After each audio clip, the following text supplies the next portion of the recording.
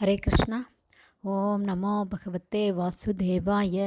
ஹரே கிருஷ்ணா. ஸ்ரீமத் பகவத்கீதை அத்தியாயம் 2. கீதையின் உட்பொருட்சுருக்கம். பதம் 44.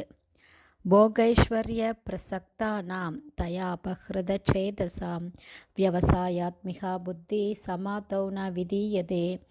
இதில் போக அப்படின்னா சிற்றின்பம், ஐஸ்வர்யன்னா செல்வம், பிரசக்தானாம் அதாவது இதை மிக விரும்புபவர்கள், அபஹ்ருத சேதசாம் அப்படின்னா இதில் மனம் மயங்கியவர்கள், வியவசாயாத்மிகா அப்படின்னா நிலை பெற்ற உறுதி, புத்தி அப்படின்னா இறைவனின் பக்தி தொண்டு, சமாதவ் அப்படின்னா கட்டுப்பாடு, ந அப்படின்னா என்றுமில்லை.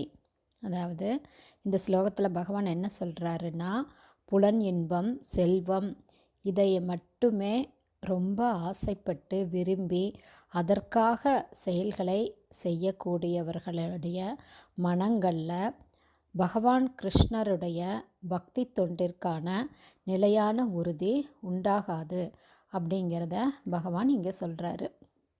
ஏன்னா அவங்களுடைய மனம், அவங்களுடைய புலன்கள் எல்லாமே புலன் இன்பத்தை நோக்கி செயல்படுது. மனம் செல்வத்தை நோக்கி, அவங்களுடைய மனம் அவங்களுடைய ஆசைகள் இது எல்லாமே செல்வத்தை விரும்புது, புலன் இன்பத்தை விரும்புது. இப்படி பௌதீக விஷயங்களில் ஆசையுடையவர்கள் பகவானுக்கு பக்தி தொண்டு செய்ய மாட்டாங்க. அதில் நிலையான உறுதி, பக்தியில் நிலையான உறுதி இருக்காது அப்படிங்கிறாரு.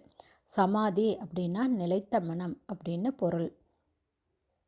அதாவது பகவான் கிருஷ்ணருக்கு பக்தி தொண்டு செய்வது தான் நிலைத்த மனமுடைய சமாதி நிலை அப்படின்னு பகவான் சொல்கிறாரு.